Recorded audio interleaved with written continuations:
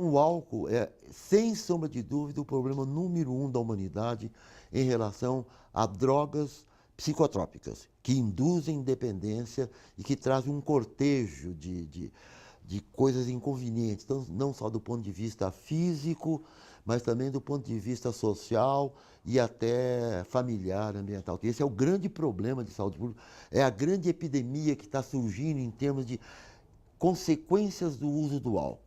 E todos nós estamos prestando atenção no quê? Em algo muito menor em termos de saúde social, que é o crack. O crack virou moda. E o álcool já é uma tragédia contínua. Então, o cotidiano nosso é viver sobre as tragédias do álcool. Eu costumo dizer o seguinte, tem algumas coisas que são fundamentais. Por exemplo, a primeira coisa, 10 a 12 anos já notamos que há experimentação das crianças com o álcool.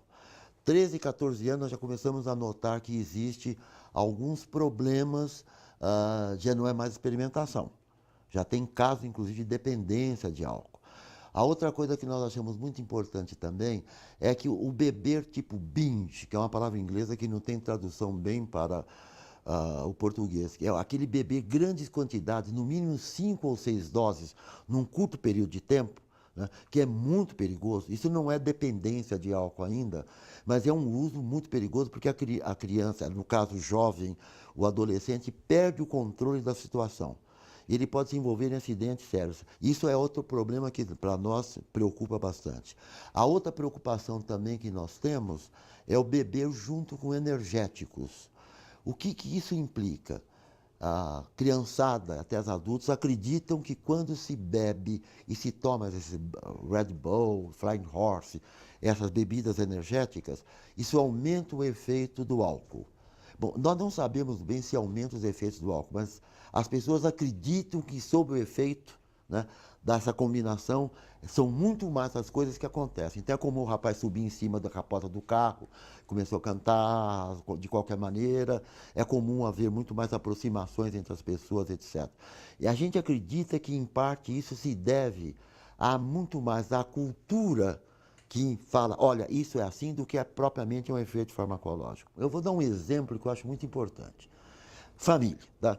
Vamos imaginar um pai que chega em casa no fim do dia com o seu humor arrebentado, cansado, foi mal no trabalho, o trânsito é aquela coisa maluca, chega em casa, empurra a porta, bate na porta, chuta o cachorro, vem o filho, querer falar com ele, não quer saber do filho, se dirige diretamente para ali, para o local onde tem as suas bebidas, toma 3, 4 goles de seu uísque. 10 minutos ele se acalma, ele sorri e ele passa a ter contato com o filho. Isso para mim é um fator de risco para beber, né? Muito grande, porque essa criança olhou aquilo e faz. Tem um exemplo do pai que com uma bebida dessa ordem, ele simplesmente se transformou numa pessoa agradável. Vamos imaginar um outro pai, o meu pai, um homem que não tinha mais do que o 2º ano no curso primário, descendente de italiano, Carlini, né, que aprendeu a beber vinho com o pai, que aprendeu com o avô, que trouxeram esse costume e essa tradição da Itália. Como é que eu aprendi a beber? Aprendi a beber quando eu tinha 10, 11 anos de idade. Na mesa, no garrafão de vinho, meu pai chegava para mim, para o meu irmão, que era um pouco mais velho, pegava, filho, vamos fazer uma sangria? Pegava um pouco de vinho, botava água, um pouco de açúcar e dava para a gente beber. E ele bebia um copo de vinho, só. Um ano mais tarde, mais ou menos, o que ele fazia? Pegava uma xícara de café, botava o vinho dentro, pegava o pão italiano que ele cortava desse jeito, né? Que é o típico do italiano fazer isso, pegava, mandava pegar o pão, molhar no vinho e comer. Quando eu devia ter uns 14 anos, faz muito tempo, não lembro exatamente a idade, chegou um dia para mim, filho, vamos beber junto? Um copo para ele, um copo para mim, um cálice. Bebemos junto pela primeira vez uma certa quantidade de vinho. E ele, ao mesmo tempo que bebeu comigo, ele falava comigo, como eu já falava antes, mas mais acentuado, não vale a pena ser mais do que um copo, porque aí a gente perde a razão, não sei o quê. Eu aprendi a beber desta maneira, né? E eu acho que este pai, que foi o meu pai, tem milhões de pais que fazem isso, faz com que essas crianças não se enfrentem situações, ao enfrentar uma possível situação de risco, saibam como se proceder. Então, o primeiro ponto básico fundamental, para mim, uma situação de risco é esta: é saber como se comportar através da companhia paterna. Agora eu pergunto para você, né? Qual é o pai que tem tempo para fazer isso hoje? A pressão de grupo sobre o menino que vai na escola, a menina que vai na escola, que se ele não junta-se a uma turma, se ele não procura beber junto, ele é quase que assim, que crucificado, quer dizer, então ele é marginalizado. Então a criança, para beber, para se enturmar, costuma beber porque alguém chega e faz isso. E isso é uma coisa que, por exemplo, eu acho que pode-se ter programas de prevenção muito eficientes se, por exemplo, se fizer uma coisa dessa ordem. Não pode, por lei, ter um bar a uma certa distância de uma escola. Isso existe na lei, mas que se cumpra a lei. É óbvio que um programa de educação, se a escola tiver noção que isso existe uma lei, se ela comunicar isso, esse bar, em vez de querer ficar fechado, ele vai pegar e tomar mais cuidado, né? Então são coisas que devem fazer mesmo, devem ser feitas com uma certa constância, né, para ver. Mas talvez o exemplo mais típico que eu acho é das consequências do uso do álcool e da importância cultural.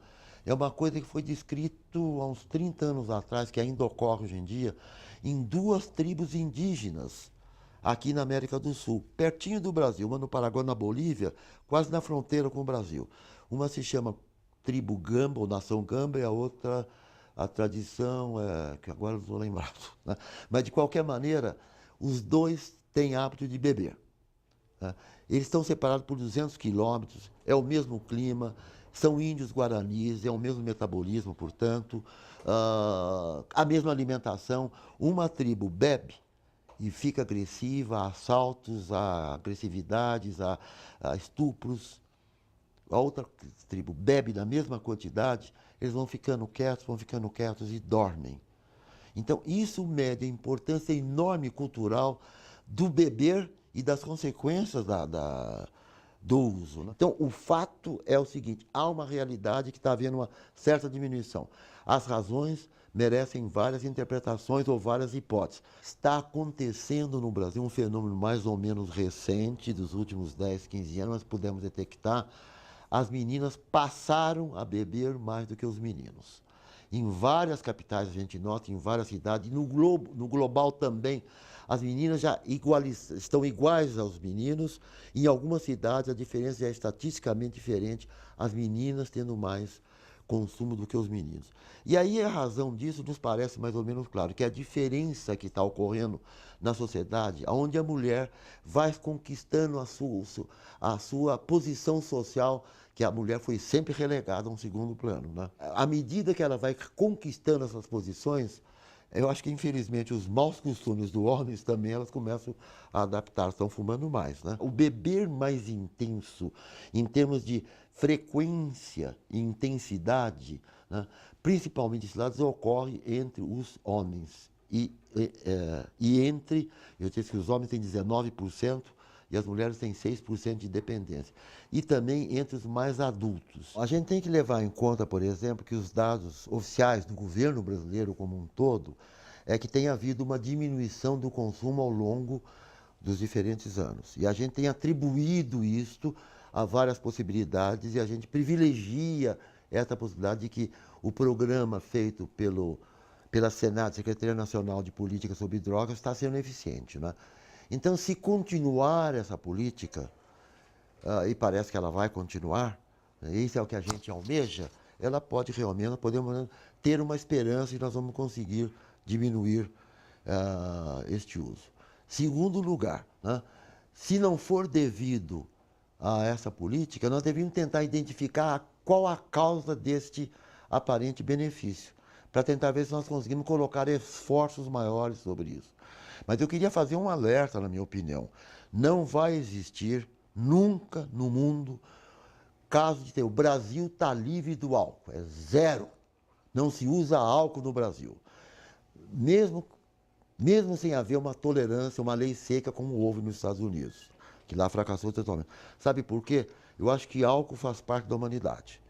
E nós temos que saber a viver com ele. E saber se ele tem alguma coisa de boa.